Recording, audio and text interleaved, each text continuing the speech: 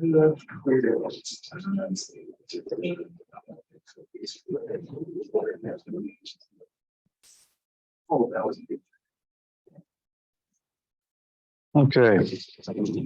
shall we get started?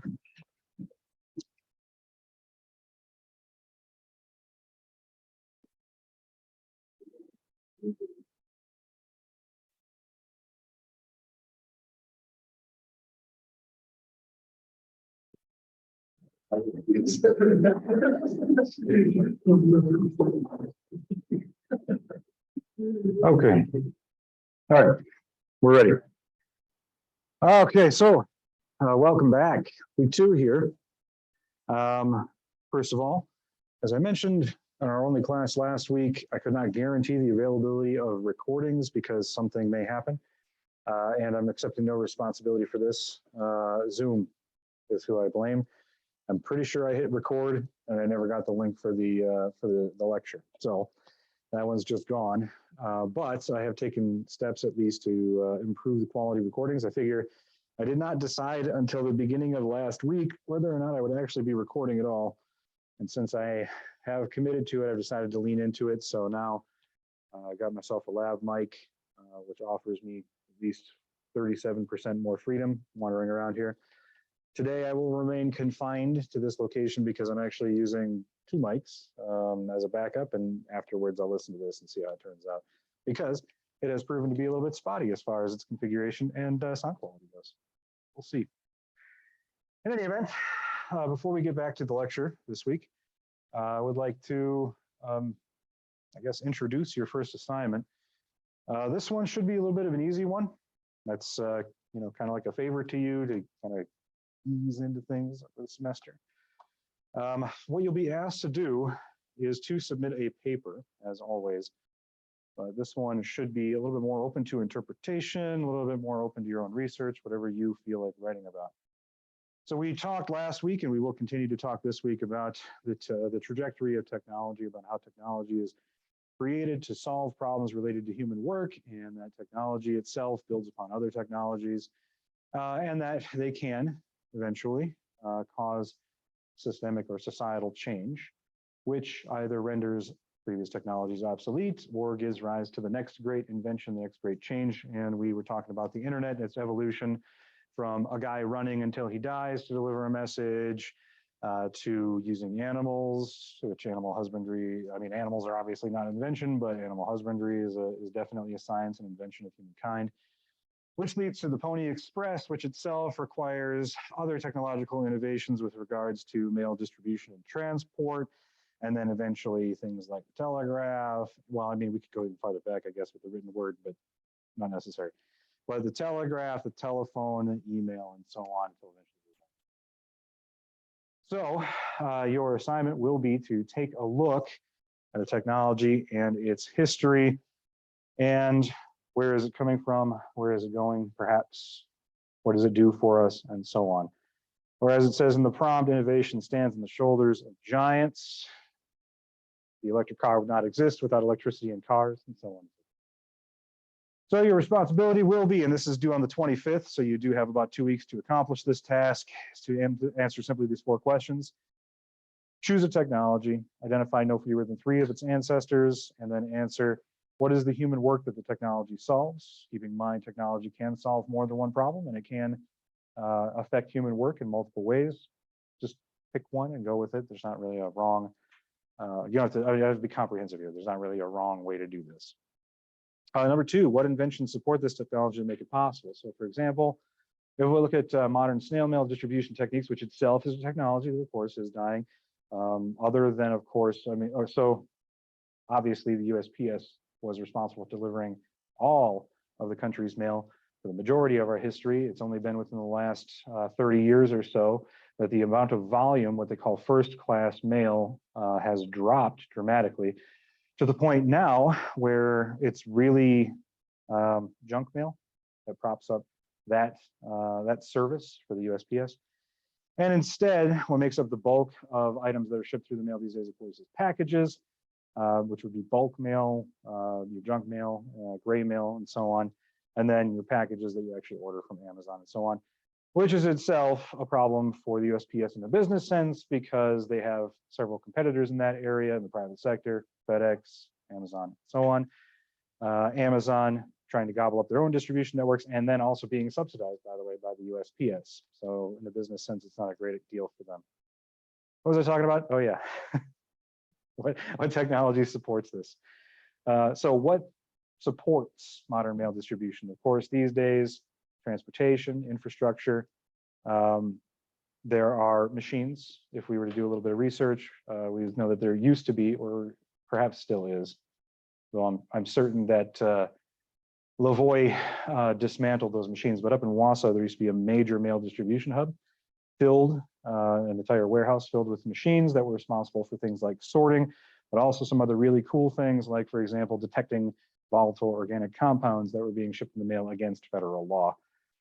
These would be examples of technology that would support, which would be the process of the safe and efficient and timely distribution of mail, right? That would be the human work here. For each ancestor, what changes or shortcomings led to it becoming obsolete? Well, in my example of the USPS, and I give you another example right here, so you're going to get two for the price of one, would be like, for example, rural mail carriers using vehicles, right? Fossil fuel powered vehicles instead of the Pony Express, which was the previous technology, hence replaced. What changes or shortcomings would result in the current technology becoming obsolete? We're already seeing that in my example with the USPS. As soon as their infrastructure, which at this point is their real only selling point, the only technology that they're really providing that isn't already being provided by others, is their unparalleled distribution and personnel network.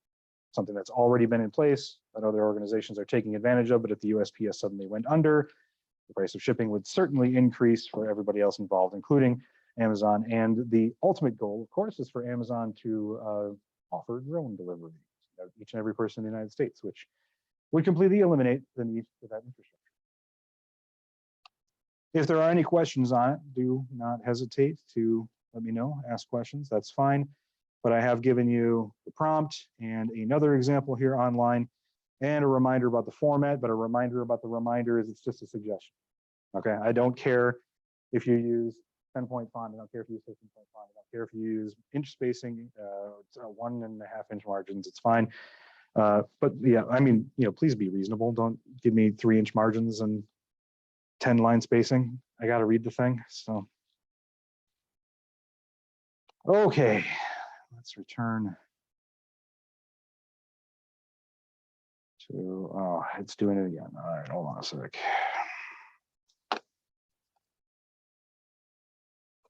There we go. All right, so this is a cybersecurity course. It's also a social sciences course. And no social science course would be complete if we didn't take all the damn fun out of just about anything by overanalyzing it. And so in that theme, today we shall be doing the same with memes as we began last time.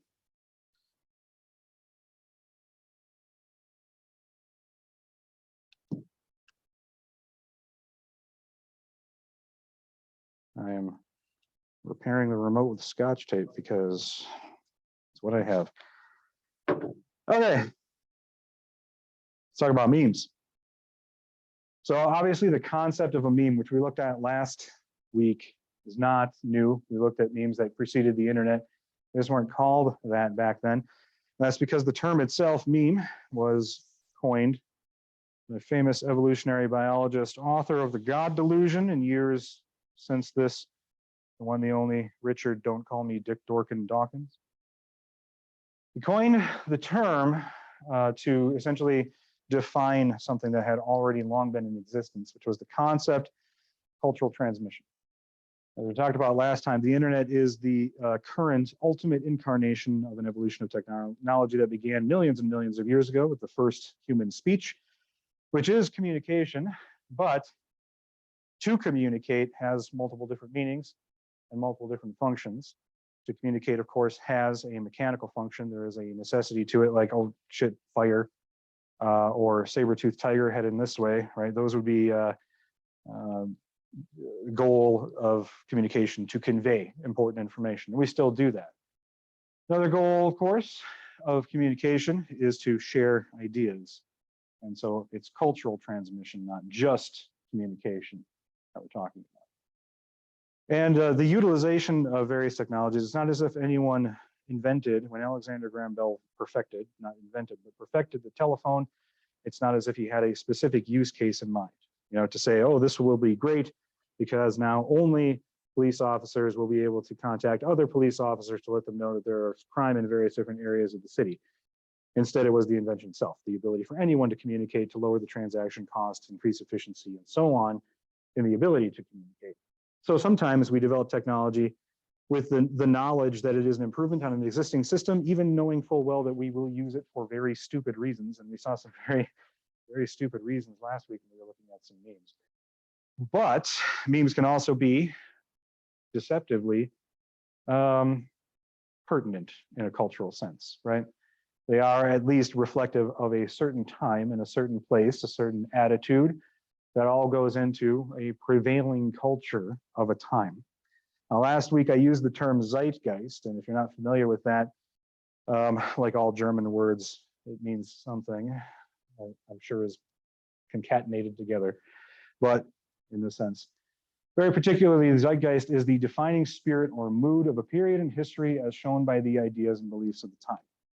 So a cultural zeitgeist is essentially one that defines a particular mood, a particular period, but it also then describes a particular place, time and place sort of being interchangeable in these regards. So for example, the zeitgeist in the 1920s here in the United States, when you think of the 1920s, what do you think? All of these things would be part of the zeitgeist. You'd think flappers, prohibition, and bank robberies, and the Untouchables, Eliot Ness. You would think maybe of, I mean, if you are into that kind of thing, you might think, you know, foreign policy defined by isolationism, manifest destiny come true, the death of the Wild West, so on and so forth. What the 1920 was, the zeitgeist of the 1920s, is dependent very much on not just the time, but also the place. So the 1920s in Wyoming will look different than the 1920s in New York City, and so on. Just like the 1920s, when we think of the Roaring 20s, if we were, for example, over in Russia, would be very different. It would be a time of the October Revolution and upheaval and secret police and the death of Stalin and so on and so forth. Sorry, not the death of Stalin, the death of Lenin, and so on. I'm sure they wish. No, and so on and so forth. Right. So it's defined as much by place as it is by time. Unless, of course, you find a way to bridge those cultural gaps, those buffer zones that prevent cultural transmissions from certain places. And back in the old days, around the 1920s, that was beginning to happen because, of course, transatlantic travel was becoming easier and less complicated, both with ships and fledgling aircraft and such that were heading back and forth. And while the government at the time here in the United States took an isolationist policy, certain world events would more or less hold their hands. The Great War, you may have heard of it, in forcing a certain amount of cultural exchange between us in the United States and the old world, the new and the old world. So sometimes cultural transmission can come from a dominant social group. We call that the hegemony, which is a Greek originated word meaning, you know, the person in charge, essentially. So cultural hegemony here in the United States, again, this is pre-World War II. So America over here in the New World was resource rich, wanted to extend coast to coast, hence manifest destiny, had lots of resources and lots of space. Meanwhile, back in the old world, this was the Great War time, a time when aristocrats still ruled and landed gentry and so on and so forth, quickly brought to an end by the social upheaval of the war, hence putting the US sort of at the forefront of cultural hegemony because everyone else, all of the other old institutions in the old world were in a process of upheaval or dying. And so we can follow Dick Dorkin's train of thought here all the way back to where we were last week with some of these sweet, dank memes. So what we find in the process of cultural transmission is that we are communicating things even if we're not really cognizant that we are communicating. Sometimes this is really simple. If you think about the things that people, and it doesn't matter what your gender is or your ethnicity, your background, your socioeconomic status, or anything like that, human beings on an individual basis are dangerous, dirty creatures, best left completely alone. But together as a group, our behavior becomes shockingly predictable. So if we don't look at one individual, who is no doubt insane, regardless of who they are, but as a group, what are the things that we all want, regardless of where we come from? You know, if you think of Maslow's hierarchy of needs, of course, we need food and water and shelter. And at the top of the hierarchy, things like security and so on. But in a cultural sense, what is everyone always after? You know, things like belonging, purpose, guidance, to be respected, and so on and so forth. And so if we look back in history, and I have intentionally left off the Neolithic dick pic off this slide because there are certain targets that are just too easy even for me. Certain things that, that people want that are conveyed through cultural transmission, things that we are thinking about at the time that contribute to the zeitgeist. And sometimes this is really simple. If we look at things like Kilroy was here, or the ubiquitous S symbol, you know, we would say, well, these are what we call in the cyber-sociology game as a guidepost. Essentially, it's just a mark that human beings leave behind, just kind of saying, I lived, I was here, I thought, I felt, I mattered, that kind of thing, but not conveying any particular information per se. I've also left off, in addition to ye olde grinder profile pic, I've also left off the Satyr, Arepo, Opera, Tenet, Roman. And I've done that because there are certain memes in the old days that we don't know what they mean because the zeitgeist, the cultural context for them has been lost. All we know about that meme is that it's probably some kind of word game, that it's similar to other sort of word games that Romans used to come up with, and that the word arepo in that meme, it appears nowhere else in any Latin texts. It's just part of that meme, and we don't know exactly what it means. And even that, maybe we could take some guesses, right? We know that these word games were played by landed gentry, so the upper crust back in Roman society. And who knows, maybe it was some kind of signpost that didn't just say, I was here and I thought. Maybe it was a sort of way of marking, I was here and you should care because I'm important, right? I'm rich or something like that. But we don't know for sure. So context is lost to us. I'll leave that up to historians. Maybe someday they'll make another discovery. Sometimes we are inadvertently also transmitting other things, those contextual clues about our society, about the zeitgeist, about what we're thinking. For example, Frodo lives. I don't expect anyone here to have seen that before. And you might be wondering, you know, where the hell it even comes from, but I assure you, it's an insanely popular pre-internet meme. But what does it convey? Everyone knows who Frodo is, right? You've all heard of The Hobbit, Lord of the Rings, the Tolkien, all that kind of stuff. That's what it's from. This isn't like a bait and switch or anything like that. That's what it's from. But while I can say to this room of college students these days, y'all know who Frodo is. And everyone's like, yeah, there was a time when that wasn't the case. So this is conveying what is known as a border maintenance mechanism or a boundary maintenance mechanism, which you may know more by the word gatekeeping. So Frodo is a character in a story written by Tolkien, published in 1953, but it was not popular when it was first published. The Hobbit series was published by Tolkien in 1938 or 37. So these are pretty old books. In 1965, the paperback version was first published. And that's when the story actually got popular. It wasn't until it came out in affordable format. Because recall, this is pre-internet days when, if you wanted to say something to lots of people, you had to go to someone with publishing authority and convince them it was worth publishing. And in this case, they didn't think it was worth publishing or would be profitable to publish until the mid-60s. But when it was, boy, was it ever popular, at least with nerds. So suddenly the story is introduced to that generation, and among them became much more popular than it ever had before. Although it had been published and available in the time of their parents, this became something of an identifier among that group. Again, a boundary maintenance mechanism or a border maintenance mechanism, essentially a way of identifying an in-group from an out-group, right? Who's in the know and who's not. Or in the 65, probably, you know, who's a cool daddy-o and who's squared. I don't know what the fuck this is. You know what I'm talking about. To the point where Frodo lives became a ubiquitous meme that appeared on desks, school desks nationwide, at a time, buttons, t-shirts, and so on and so forth. And you'll still see it once in a while, usually as a self-referential callback to these days. But it does identify that time. It identifies a group of individuals, character which they would be familiar with, but which anyone not part of that group may not be familiar. And it had its time, and then it died, as all memes do.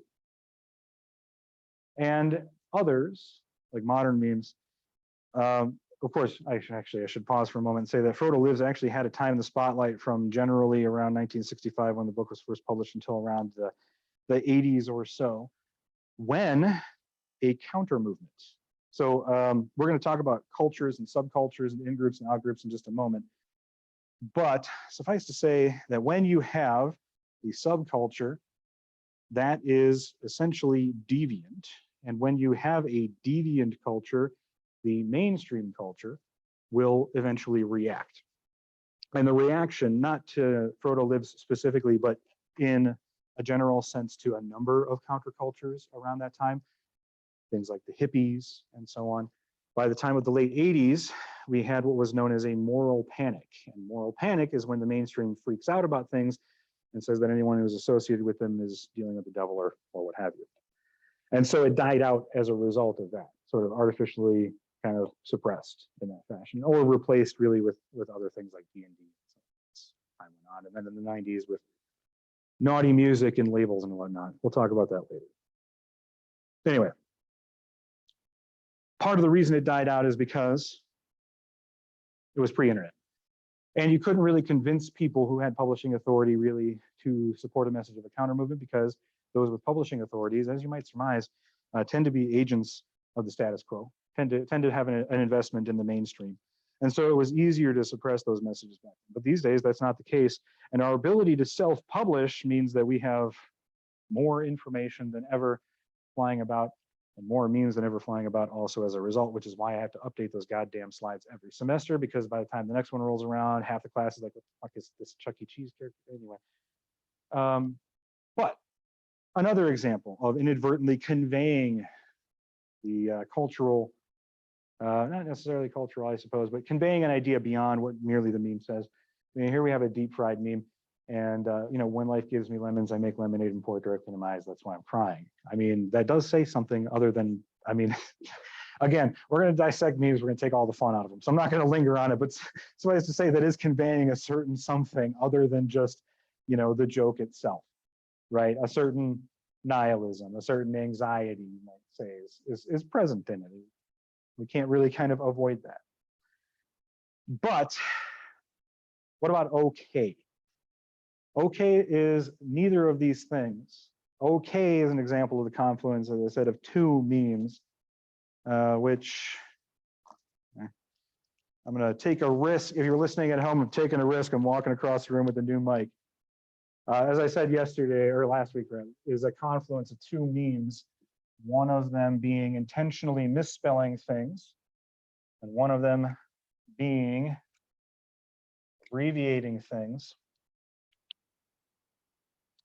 And this day and age, this is a time pre-internet.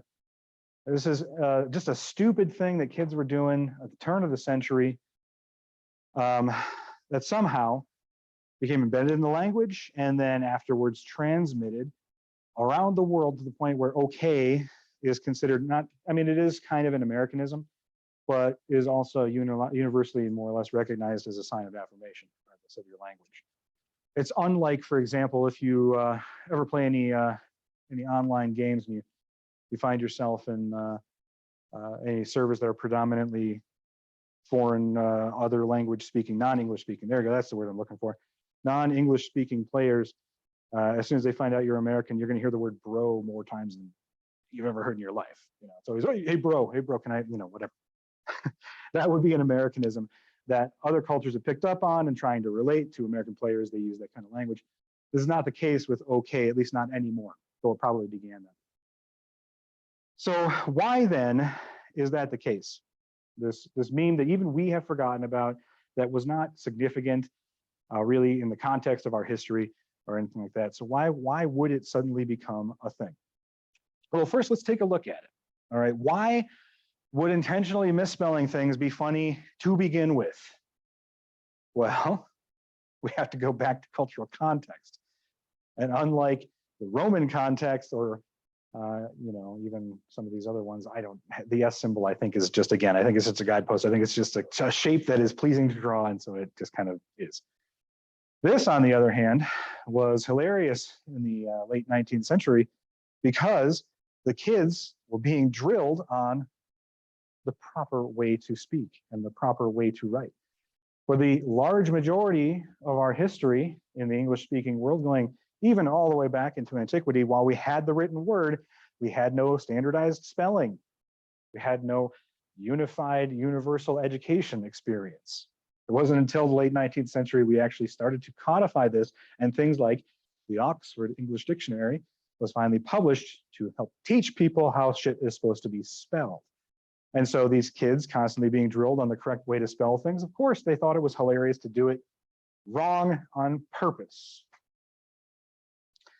It's transport. Well, it's abbreviation. Similar to that, of course, culturally speaking, at the end of the 19th century, the United States just getting out of the Civil War and reunification and whatnot, the culture, particularly among young people, was steeped in all kinds of acronyms. CSA, USA, so on and so forth. The soon on the horizon Great War, of course, giving rise to, you know, US, Uncle Sam, and so on. Again, I'm explaining a thing that no one here can relate to, including myself, but if you think about it, it makes sense. That is, however, how it would eventually be transported. This is a time when the United States is rising, not just as a global superpower, but as the global cultural hegemony. And okay being transported across the pond again to other foreign armies with whom we were allied and even enemies, and using the term okay, which at the time was an American. So essentially like a virus, we go across, and sometimes literally like a virus, we go across the pond, we're spreading our culture. America looks pretty cool relative to the shambles that was the political world of Europe at the time. And so it was adopted and spread and spread and spread. There are multiple examples that we could point to throughout history like this. And most of the time when anthropologists are tracing migratory patterns, they're looking for certain markers. And of course, among those are going to be, for example, tool use and developments, other technologies, right? People will bring technologies with them when they go. They will share that information with others as they do. And one of the technologies that they share, of course, is also related to culture and language and so on. So when we're tracing back language groups, we're basically tracing back memes. Oops. Now, this cultural transmission isn't, of course, just related to memes. It's all media. All art relates back some way or another to cultural priorities, to our zeitgeist, to the zeitgeist. And if we were to look even at specific characters throughout history, we would find that they tend to be reflective or compelling for reasons we can't quite understand, but are always related to culture. So we'll have, for example, villains that are, well, you may not have ever noticed this before, but maybe now that I mention it, you'll go back, and from now on, whenever you're watching a movie, you'll actually become cognizant of it. But if you look at movies through the 80s, there is a shocking number of villains in the world that happen to be Russian, right? Because culturally, we were in the midst of the Cold War. The Russians were our enemies. We never actually had an all-out war with them, at least not yet, fingers crossed. But you know, they were the cultural opposition to us, right? They were vying for control of becoming the cultural hegemony of the world at the time. in the world and half in Somalia. And so naturally, a lot of villains back then were Russians. Shockingly, more than 200 years after War of Independence, after Russians, most common, British. Villains are always British. And sometimes just vaguely foreign in general, reflecting Americans' tendency to have that fear of the unknown, which is ingrained upon us as part of our own cultural. Others reflective of inhumanity. Anton Chigurh is terrifying in No Country for Old Men, specifically because he is human, but behaves in a way that is distinctly inhuman, right? He's on screen for 5 minutes and you just know there's something wrong with this guy. Those are pretty subtle, right? Whether it's Hans Gruber or Anton over here. That's pretty subtle. They're people. There's a reason why they are our enemies. And usually that's either explained away or just kind of given what we know about political situations and news cycles and so on. Other times, they are distinctly inhuman, right? Maybe preying off of a fear of a loss of individuality or just a vague fear of agents of the system, of the status quo. Sometimes specifically inhuman, like they're animals or aliens. And sometimes, yes, there's plenty out there that also is reflective of a cultural fear of technology as well. So these are messages within messages, is what I'm trying to say. If you look at any media, whether it is memes, movies, music, or whatnot, they do tend to be transmitting more than just the mere message.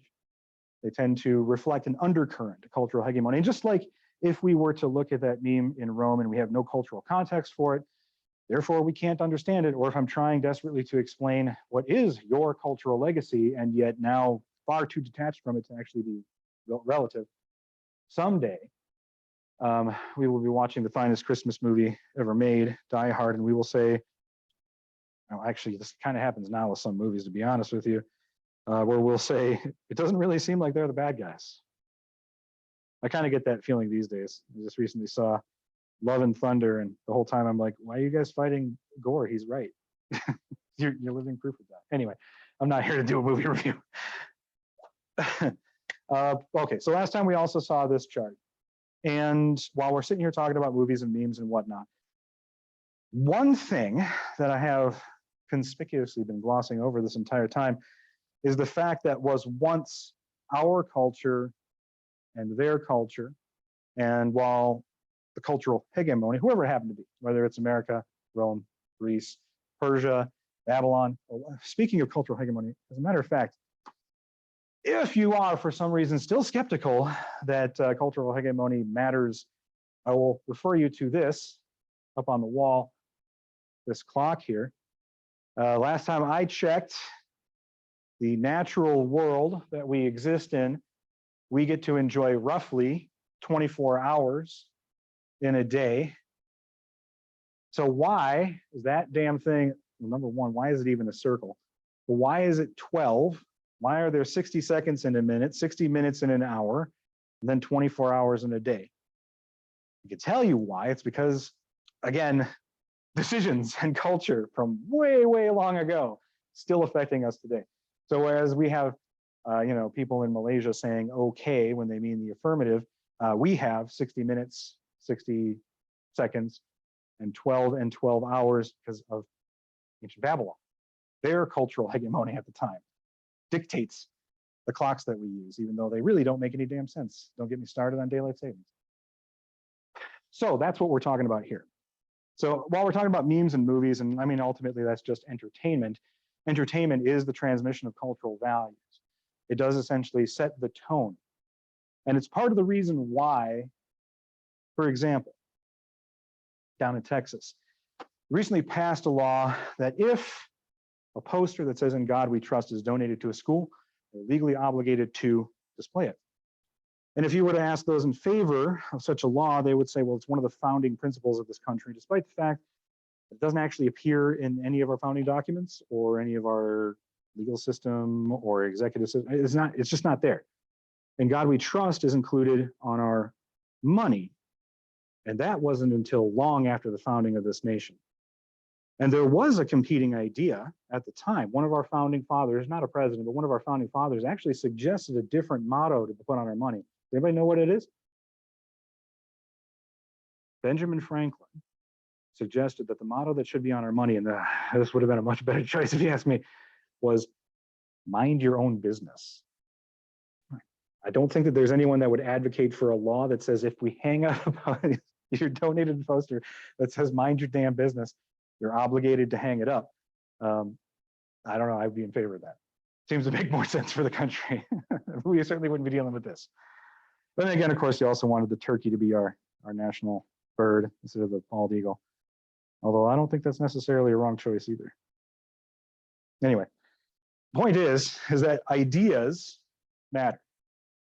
Ideas, even if they're stupid memes, can travel the world and they can influence things. That's why all these parents in the year of our Lord 2022 are concerned about library books. Because they know that if their child sees something in a book, they give them an idea. And an idea can be combated with other ideas, but they can also run like wildfire. They can influence the way individuals think, and therefore influence the way groups think, and therefore change the zeitgeist, adding to our culture, or in their fear, subtracting. Apparently they didn't get the memo that in 2022, library books aren't really the main way that ideas are really conveyed anymore, but well, that's where they're at. But this is what they're concerned about, because it's not American culture anymore. It hasn't been for years, right? America is still arguably the cultural hegemony, arguably, but really we went to a global culture a long time ago. Back in the 90s, when personal computers and the internet first rose up, it went from American culture to global culture. And while there are still pockets, you know, here in the United States, we're definitely very insular, but even we tend to be affected by things that happen on the internet in other countries. Certainly, in a sense of economy, you know, there was plenty of proof prior to this. You know, we didn't really need anyone to prove it to us. But in a sense, the pandemic, if nothing else, showed us how interconnected we are in our economies. And this was even pre-internet, beginning back in the 70s with foreign policy decisions made by the Nixon administration. But in any event, it's not just memes, it's also how we buy things, how we connect to economies, how we engage in markets and systems. It's not just a movie, it's how we engage politically. It is the public forum. It's where citizens put into practice civil actions. Looking back at the last couple of years, of course, one of the most unfortunate and defining incidents was the January 6th riots. Now, such political movements and similar were of course possible prior to the internet, but both the election of Donald Trump and then finally capping it off with that is the perfect microcosm, essentially, for how traditional political measuring methods, even like 536, which was really accurate in the previous elections, missed the boat because they're only getting part of the picture. Just like all of the old institutions that we're still trying to carry on with that are still reliant on outmoded methods like exit polling and so on, what was missed was everything that was happening online. Because unfortunately, even in this day and age, for a lot of people, the internet is Facebook, Twitter, Amazon, YouTube, and just the big ones. So culture, technoscience, information-seeking peoples, if they want information, these days they go online to do it. What is being said and what is being discussed is part of culture, which affects everything. It affects each and every one of us, each other, ourselves, politics, and markets. All right, but let's move on. Let's talk about some of the problems with this. And again, the problems that we're talking about here, I'm not going to tell you people have cell phones and that's bad because it leads to bad things. That's not the case, right? The system of communication had plenty of problems before any technology. What are some problems just at a base level with the system of communication with humans? People will lie. People don't know everything and sometimes think they do. People will make up false stories in order to generate money, or have misleading clickbait titles because it generates clicks or sells papers or gets people to flip the channel to NBC. Right? These aren't problems with the technology, they're problems with the system of human communication. Technology just also increases the efficiency of those problems. So we can lie as just a base level problem with communication. But if you have the internet, you can lie to a lot more people all at once. So on. Which is why in 1989, A.K. Dewdney in Scientific American had this article published where he posited that the only truly secure system is one that is powered off, cast in a block of concrete, sealed in a lead-lined room with armed guards. And even then, he had his doubts, and rightfully he should have, because there's at least one major glaring security issue with that system. And that is the armed guards. Another quote from Franklin, if you don't mind. Ben Franklin once famously said that two can keep a secret so long as one of them is dead. Now, this is not a secure system because it's not secret, and it's not secret because other people know about it. Other people are easy to compromise. Again, problems with the system of human communication and problems, coincidentally, with the system of security is armed guards can only be trusted so far. They can be bribed, they can be lied to, they can be tricked, they can be convinced, cajoled, intimidated, so on. But again, it's not the technology itself. It's an underlying problem with the technology. Because remember, at the end of the day, technology, as amazing as it is nothing more than a rock that we flattened and put lightning inside of and tricked it into thinking. That's all it is. It's just transistors. It's just electricity. It's just ones. It's just zeros. It's just light. That's all it is. It's all in how you use it. There are few things. And this, if we flash back to the picture of the Terminator, is both weirdly reassuring and also exactly why that image is terrifying. Because the thing is that technology is completely amoral. It doesn't have an agenda. And in a time when our zeitgeist tells us that everyone has an agenda, there is something kind of comforting about that. And that is what initially drew the first computer criminals to that world of cybercrime. Because during this time, the development of the personal computer, now, just as always, there were people who didn't quite fit in.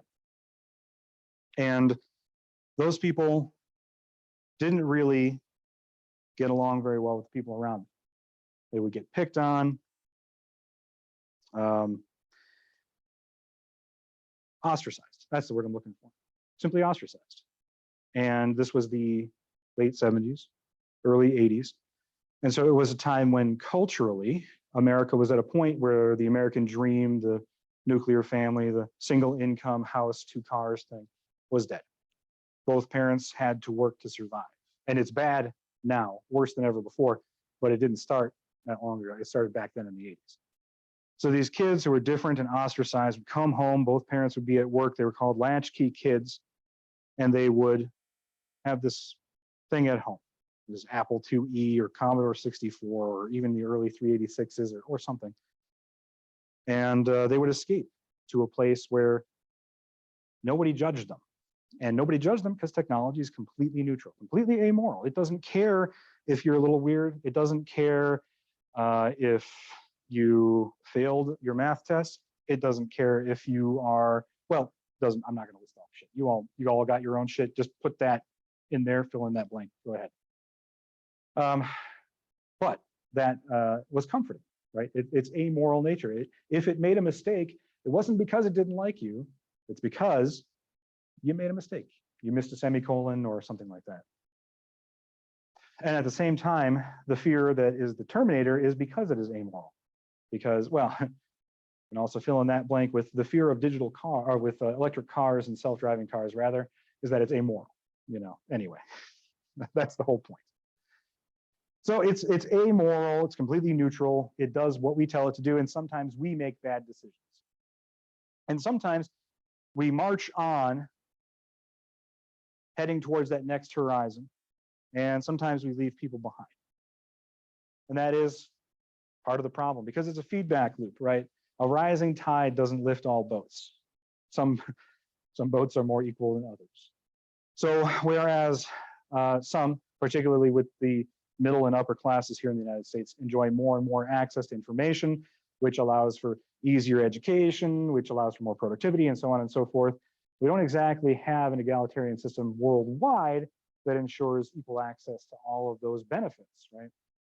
So these social issues give rise to, for example, other ubiquitous problems. This is relevant because what I'm saying is that over here in the United States, we have lots of access. Although even here in the United States, there are resource droughts. If you go but a mere mile outside of our beautiful city limits and you try to get high-speed internet access, you won't be able to. I know because I used to live between Marshfield and Point, and all I had access to was DSL. That's all that was available. Just like here in the United States, if you go to certain places and you try to see a physician, there are healthcare droughts. So we don't have uniform access to these resources, is what I'm saying. As a matter of fact, you're all students here. If you need a mental health professional, Dalzell Hall will have you covered. But if you try to make an appointment here, you're looking at, or if outside of the university, I mean, you're looking at something like an 8-month wait and something like that. It's gotten pretty bad in certain places. But despite that, generally, while here in the United States and Australia and Canada and so on, Scandinavia and Europe, this unparalleled access to technology gives rise to all sorts of potential. We find that here in Nigeria, you see that access is much lower. But those people aren't going away, right? But they're in a position with their disadvantage. They make use of what they have, disadvantage in terms of their access to technology. They make use of what they have, and that's why we see so many spammers and scammers come from the Ivory Coast, right? They're not going away, and they want to get plugged into the system too. There's plenty of money floating around, so that's where we tend to have them based. Not including state actors, of course, China, North Korea, and all those other ones, obviously based elsewhere. But that's a different criminal typology. So inequality, a change of public and social capital. Boy, I can tell you, I remember when traditional print media was dying and they cried to high heaven about these computers and these kids these days and how they're going to be misinformed because they're not getting Newsweek and whatnot. Well, that's because they were no longer as important. Like overnight, they were no longer as important. People didn't care about the New York Times as much anymore. And my God, the irony. My God, the irony of that. Where these days, they had no choice but to move from traditional print to digital media, and so they did. And so now, finding an unbiased source of information is damn near impossible. One could say we need them now more than ever. And irony of ironies, if you go to the Washington Post website, what are you greeted with? Goddamn right. It sure does, doesn't it? It's a paywall. If you want to be informed, please subscribe. Sorry, I depressed myself. Let's continue. Yeah, so a venue change of deliberative democracy. Again, even the traditional polling methods failed us with the most recent elections. This, by the way, is 2015. So this chart has changed a little bit since then, but more or less still around there, give or take. But the venue change of deliberative, where are people talking about issues? How is our ruling class, those we elect to represent us, to know what its constituency wants? Bearing in mind that without publishing authorities, anyone can say anything, but also anyone can say anything as many times as they want, meaning that some voices truly are less equal than others. There was a concept in the 90s of the silent majority, which really was more about morals than anything else. well, they're no longer that silent. Some of the loudest voices our representatives will hear will be from the fucking tinfoil hat wearing nut jobs, because they got nothing but time and plenty of opportunity to get their message out. Meanwhile, normal folk, who are now really the majority, aren't as politically engaged because they got shit they got to do. Anyway, point is, it's hard to poll. It's hard to keep your finger on the pulse of deliberative democracy these days, because it's happening so many different places, so many different ways. Our representatives can't really get a sense of what they ought to be doing, what we want. And oftentimes, even when they do, they'll ignore it anyway because politics. To say nothing of the court of public opinion, of course, much is made of cancel culture these days. And while public shaming certainly is not anything new by any stretch of the imagination, you can see it's been done in many different cultures. The Mennonite culture, they still engage in shunning, right, as a way of social correction these days. And when used correctly, absolutely effective. But there is a wonderful book, which was actually, I found, I think Natalie Wynn recommended it in one of her videos, but I picked it up. It's So You've Been Publicly Shamed by John Ronson, which is a book that is a series of, I think, 6 case studies of people who have been quote unquote canceled.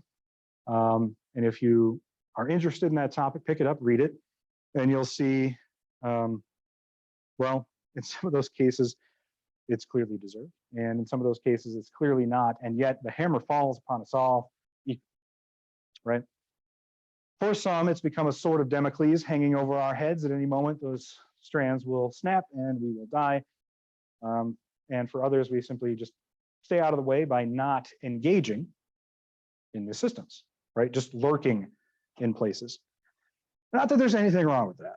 I never denigrate anybody for simply lurking on Twitter or Reddit or wherever. But keep in mind, see my previously mentioned point of the tinfoil hat wearing nut jobs, they won't be quiet and they don't care if they get canceled. And so it's one of those things where if your voice is not heard, then it is consent by silence. Significant changes to identity and culture. Again, as the American hegemony became the global hegemony, we're seeing major changes to that. Non-English language music, more popular than ever. Non-American artists are more popular than ever. The cultural exchange across the internet with, well, just off the top of my head, of course, South Korea, Germany, Japan, that's been from the 80s though, and so on, never been higher, right? All we need really in this day and age in order to do cultural transmissions is a common language, one which we have not yet actually developed, although Dwight Schrute tells me that a hybrid of German and Chinese is most likely. Oh wait, no, sorry, that was Firefly. Social mood disorders is what the resultant impact of the above. All right, so there are also certain, just as there are problems with the base level system of communication with humans, like it can be exploited by just lying,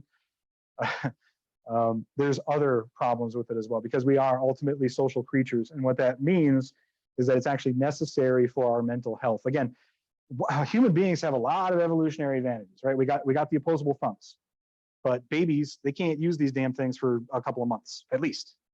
And we do have a preternatural endurance. We're afraid of the Terminator because it's inhuman and inexhaustible. It's an indefatigable monster. Now imagine you're a gazelle on the Serengeti, and it's back in the hunter-gatherer days, and you run as fast as you can from this goddamn monster, and then you get tired and you stop, and you look back, and it's just still jogging at you, and it's a half mile away, so you still got some time. You catch your breath, you keep running as fast as you can, and then you tire out and you turn back, and just jogging gingerly towards you is this guy with a spear. And it just keeps happening over the course of several days. We can do that as humans in a way that no other animal on this planet can. It's terrifying for them, I'm sure. The Terminator tells me so. But we can't run when we're born. We can't run for a long time until we're born. Again, communication is our #1 survival adaptation. And so without that, we do suffer mental effects, that our mental state will degrade. Even the hardiest, most introverted among us say so. I mean, as for myself, I'm on several years. I'm just fine. There's nothing wrong with me mentally, but other people I hear have this problem. So, oh yeah, of course, that's the point of all this. That's why I started talking about it. Social and mood disorders. Paradoxically, and a time when we are more connected than ever, where we can transmit our thoughts and feelings around the world at a moment's notice for free, say whatever we want, whatever's in our hearts, we find somehow we are more isolated than ever. And there are certain problems, again, with the problem of human communication and connection that don't seem to translate into digital medium. And we're going to talk about one of those later this week, called solipsism syndrome. And then, of course, disruptions to the social order and dehumanization, or derealization, I suppose, if you prefer, where certain institutions rely on the old order. The status quo is the status quo, and people will fight and die to maintain it because they have a vested interest in it. But also, that's what got us here, right? And while progress and change is important to the survival of any species and important to the survival of any culture. If you look at Rome, part of the reason why it ended up at a point where Caesar was able to take control of the consulate on a permanent dictatorship basis is because their culture had stagnated, because their cultural hegemony relied upon the status quo constantly being enforced. And despite the fact that they conquered most of the known world, conquered other cultures, and did occasionally assimilate certain aspects of foreign cultures into them, their core political and cultural mechanisms relied upon uniformity, or essentially what it was to be Roman, right? See also France. I got nothing against France. I got nothing against French as a language or anything like that. But France, there's only around 6 million or so French speakers still on Earth, and the number is dwindling. And part of the reason is that despite the fact that the majority of people who speak French are from their former colonies, France itself as a nation for a long time was quite hung up on an essential Frenchness. So in order to be French, you had to be certain things, most of them cultural related. And it's kind of difficult to translate in a way that is easily accessible to Americans, who for us, rugged individualism is one of our founding principles, one of our core principles as an American, what it is to be an American. The best way to say is that to be French is to be what French would consider to be a good egg, right? You're part of the group kind of a thing. Not necessarily in like an ethnic sense. It's more of a behavioral kind of, I don't know. The point is, France as a culture is sort of being absorbed into EU culture. Their language is dying out. Part of the reason for that is because they also insist on this sort of unadaptive Frenchness or Romanness in this case. And part of that problem, of course, is you're creating an in-group and an out-group, and anybody in the group is good, and anybody outside the group is bad. Not just bad, but scarcely human. Barely a person at all. Step above an animal, although not dogs, other animals. All right, so we're just about done for today. We got a little bit of time left, so let's talk about, for those of you not in the cybersecurity track, this isn't necessarily for you, but this is a cybersecurity course. And part of the reason that we developed this curriculum, well, part of the reason I developed this curriculum, is because while I was out in the actual world in the private and public sector doing cybersecurity work, I didn't think that it was just enough to fill jobs with people, because there's a major shortage of cybersecurity professionals all over the world.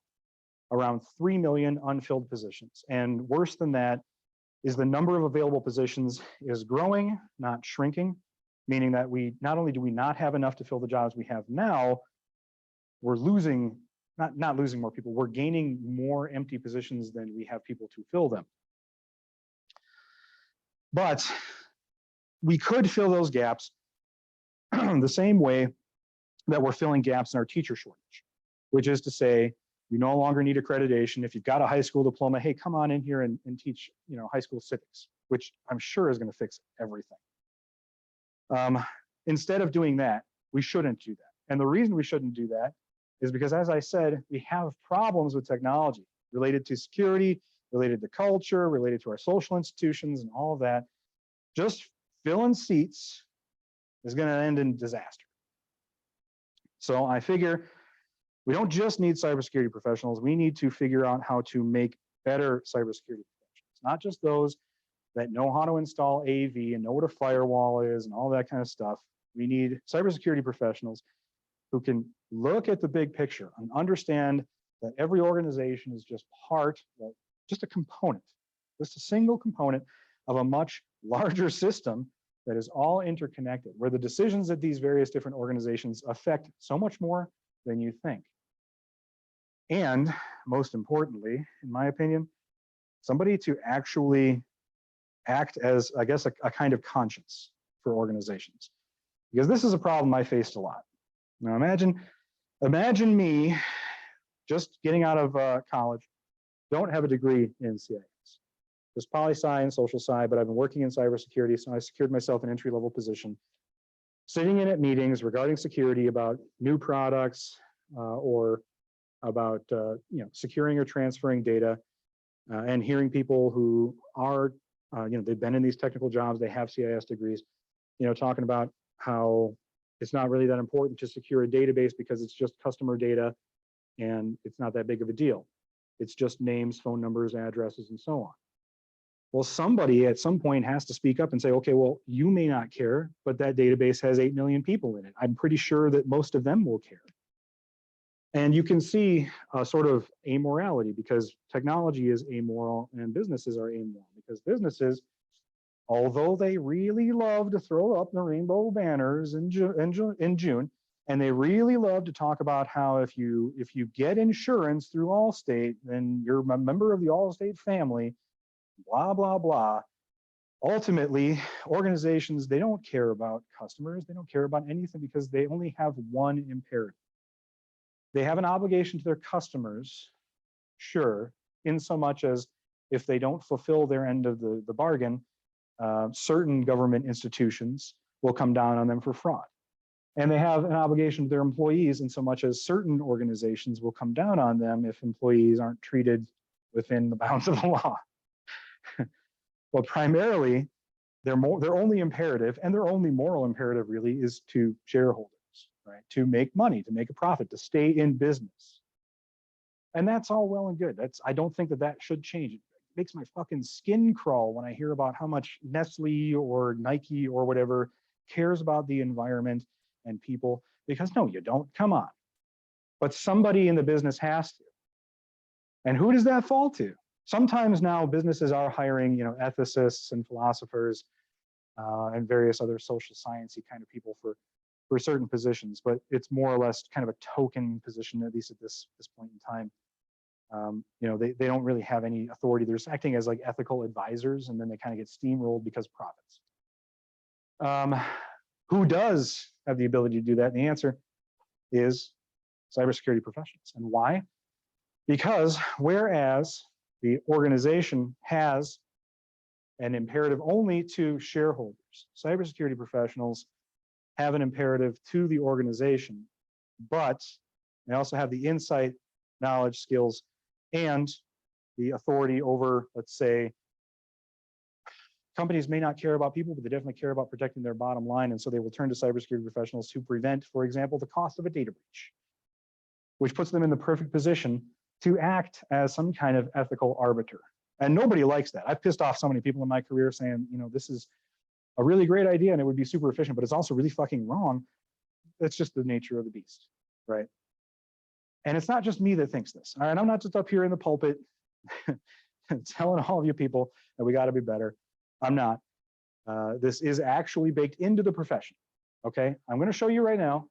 There is one certification that is considered the gold standard in cybersecurity. It's called the CISSP, Certified Information Security Services Professional. It is one that is absolutely necessary in your cybersecurity career if you're ever going to move up into management. You're not going to need it for your entry-level positions, but if you're going to become a decision maker, you're probably going to have to get one. Not that you couldn't get a position without it, but it's that big of a deal. It's that big of a standard. I have one. In order to get one, they won't even give it to you unless on a probationary basis until you have 5 years of experience and a current member mentors you. In order to get it, you have to pass a very difficult exam and you have to continue to contribute to the field in order to maintain it. So it's not one that you get and forget about. These are the standards of that certification.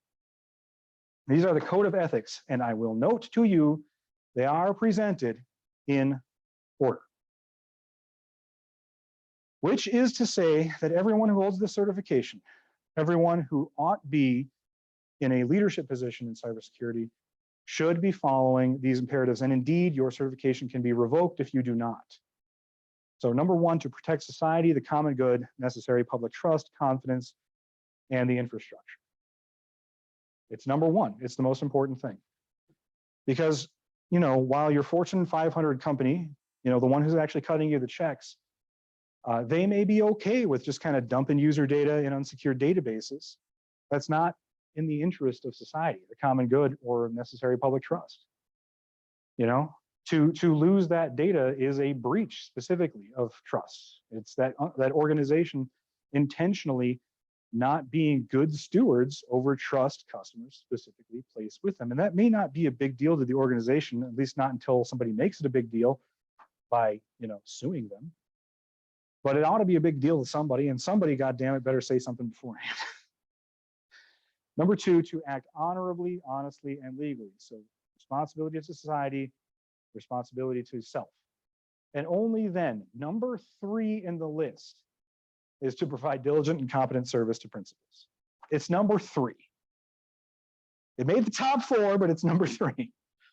And then only last is to advance and protect the profession. Right. And that doesn't mean protecting other incompetent cybersecurity professionals. It doesn't. Nobody is harder.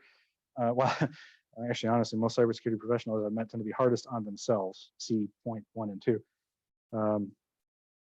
But after that, other cybersecurity professionals.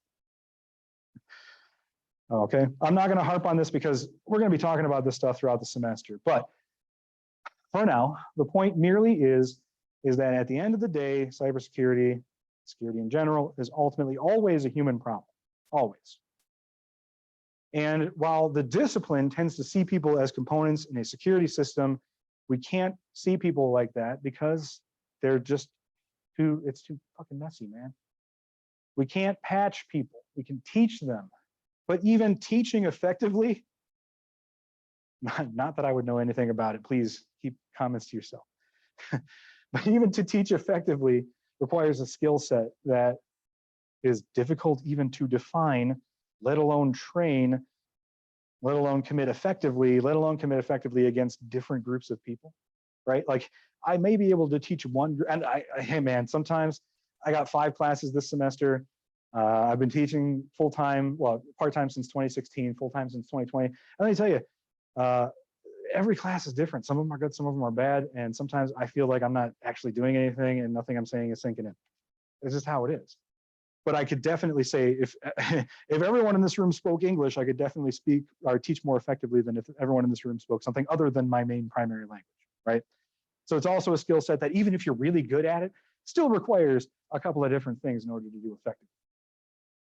And one of the problems that we have in the field right now is that nobody is not saying this is the case. If you go out and you survey cybersecurity professionals, they would tell you that things like security awareness and training and policy procedures and stuff that is understandable and people can follow, they will tell you it's one of the most important things, as important as following the Purdue method and establishing security zones and then isolating areas and encryption for sensitive data and so on, just as important. So we acknowledge that there's a weakness there, but we also don't really address the problem, right? We just know it's there and we say, well, security awareness training. We'll give them a quiz, 10 questions. If they get more than 80%, they're good to go. Come on, that's not good enough. Nobody thinks that's good enough, but that's all we got. All right, so one of the reasons that it's such a problem is because there are actually defining interactions between offline and online. And this is going to lead us both to the problem with securing society and also with some of the problems that we mentioned just a little while ago with solipsism. And actually, we're going to probably end a little bit early because we're going to end on this slide. All right, so the 4 elements that are defining characteristics of online interactions that we don't generally get with offline interactions are things like, oh, well, we should really say perceived anonymity or pseudo-anonymity, not anonymity. Anonymity is essentially a disconnect from your identity with your actions, right? So you can do whatever you want because you're insulated from the consequence because no one knows who you really are. That's why bank robbers wear masks when they go and rob banks. And it's why an otherwise functional 23-year-old member of society leaves their job at Taco Bell and then goes on Xbox Live and hurls racial epithets at 12-year-olds, right? Anonymity. Permanence, another quality. When we say something stupid, thank God, most people will forget. It's not going to keep you from staying up all night thinking about it. But if you find solace in the fact that most people forget, well, then you go right ahead because most people won't. As they say, people don't remember what you say, people don't remember what you do, they only remember how you made them feel. But that's not necessarily the case online. When something is out there, potentially it's out there forever. It's one of the biggest problems with child exploitation cases, where, for example, videos that are bought and sold even years ago before there was a dark web still circulate to this day. And victims in those cases who have survived and gone on to live lives and are now well into their golden years still live with the knowledge that their videos are out there and somebody is watching them at any given point of the day. They feel victimized all over again. It's permanent.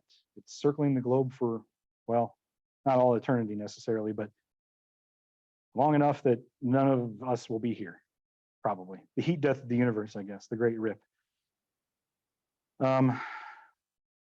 So yeah, permanence.